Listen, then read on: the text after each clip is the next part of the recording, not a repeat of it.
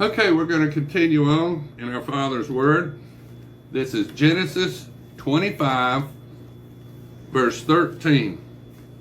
And these were the names of the sons of Ishmael, the 12 princes of Arabia, by their names according to the generations. The firstborn of Ishmael, Nebathjah, then Kedar, Adbeel, Mibsam, Mishma, Dumah, Mesathi, Hadar, Tema, Jetur, Naplish, and Kedemaha.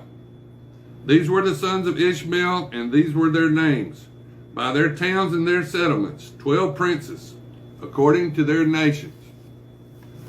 And these were the years of the life of Ishmael, 137 years, and he breathed his last and died, and was gathered to his people. They dwelt from Havilah as far as Shur, which is east of Egypt, as you can go toward Assyria. He died in the presence of all his brethren. This is the genealogy of Isaac, Abraham's sons. Abraham begot Isaac. Isaac was 40 years old when he took Rebekah as wife, the daughter of Bethuel, the Syrian of Paddan Aram, the sister of Laban the Syrian. Now Isaac pleaded with the Lord for his wife because she was barren, and the Lord granted his plea, and Rebekah his wife conceived.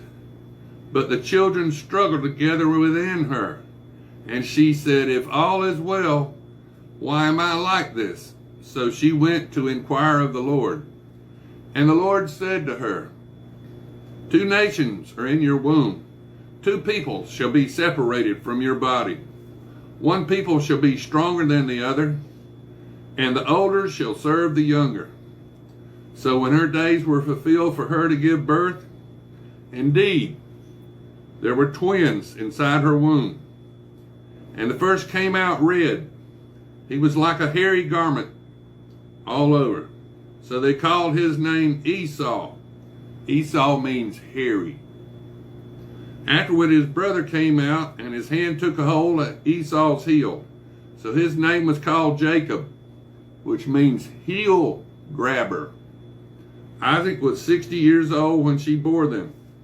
So the boys grew, and Esau was a skillful hunter, a man of the field. But Jacob was a mild man, dwelling in tents. And Isaac loved Esau because he ate of his game, but Rebekah loved Jacob. Now Jacob cooked a stew, and Esau came in from the field, and he was very weary. And Esau said to Jacob, "Please feed me with that red stew, for I am weary." Therefore his name was called Edom. But Jacob said, "Sell me your birthright as of this day." And Esau said, "Look, I am about to die, so what is the birthright to me?" Then Jacob said, "Swear to me as of this day." So he swore to him and sold his birthright to Jacob. And Jacob gave Esau bread and a stew of lentils, peas. Then he ate and drank, arose, and went his way. Thus Esau despised his birthright.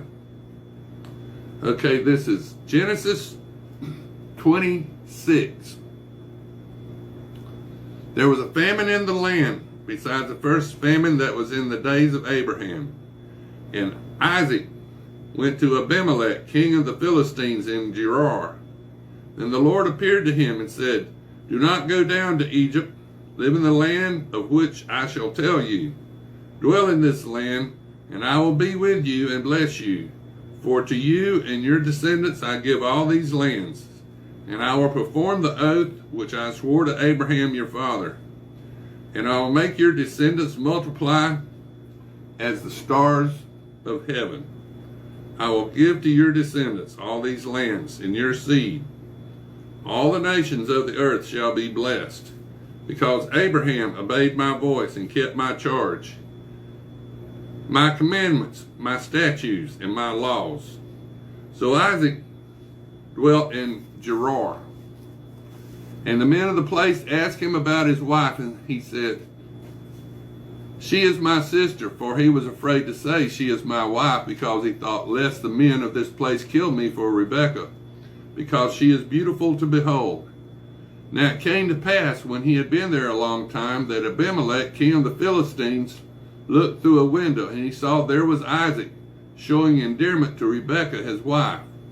Then Abimelech called Isaac and said, quite obviously, she is your wife, so how could you say she is my sister? And Isaac said to him, because I said, lest I die on account of her. And Abimelech said, what is this you have done to us? One of the people might soon have lain with your wife, and you would have brought guilt on us. So Abimelech charged all his people, saying, he who touches this man or his wife shall surely be put to death. Then Isaac sowed in that land and reaped in the year about 100-fold. And the Lord blessed him. The man began to prosper and continued prospering until he became very prosperous. For he had possessions of flocks and possessions of herds and a great number of servants. So the Philistines envied him. Now the Philistines had stopped up all the wells which his father's servants had dug in the days of Abraham his father, and they had filled them with earth. And Abimelech said to Isaac, go away from us, for you are much mightier than we. Then Isaac departed from there and pitched his tent in the valley of Gerar, and dwelt there. And Isaac dug again the wells of water which he had dug in the days of Abraham his father. Things had stopped them up after the death of Abraham. He called them by the names which his father had called them. Also Isaac's servants dug in the valley and found a well of running water there. But the herdsmen of Gerar quarreled with Isaac's herdmen, saying, the water is ours.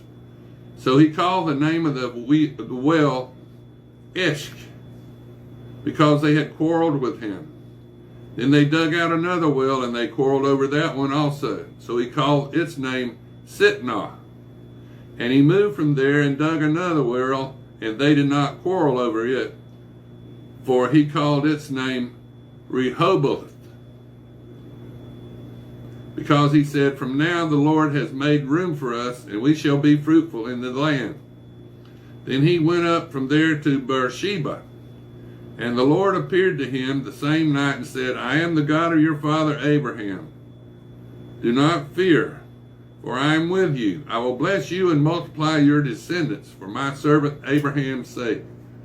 So he built an altar there and called on the name of the Lord, and he pitched his tent there, and there Isaac's servants dug a well. Then Abimelech came to him from Gerar with Shuzite, one of his friends, and Phicol, the commander of his army. And Isaac said to them, why have you come to me, since you hate me and have sent me away from you? But they said, we have certainly seen that the Lord is with you.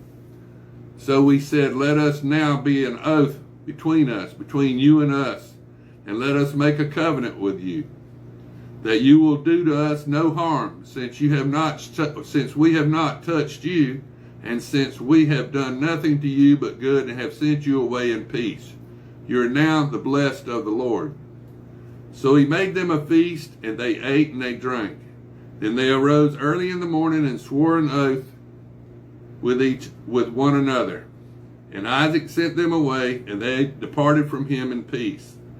And it came to pass the same day that Isaac's servants came to him and told him about the well which they had dug, and said to him, we have found water. So he called it Shebath. Therefore the name of the city is Beersheba to this day. When Esau was 40 years old, he took wives, Judith, the daughter of Bereri the Hittite, and Basemath, the daughter of Elon the Hittite. And they were a grief of mind to Isaac and Rebekah. Now this is Genesis 27. Now when it came to pass, when Isaac was old and his eyes were so dim that he could not see, that he called Esau his older son, and said to him, my son, and he answered him, here am I. Then he said,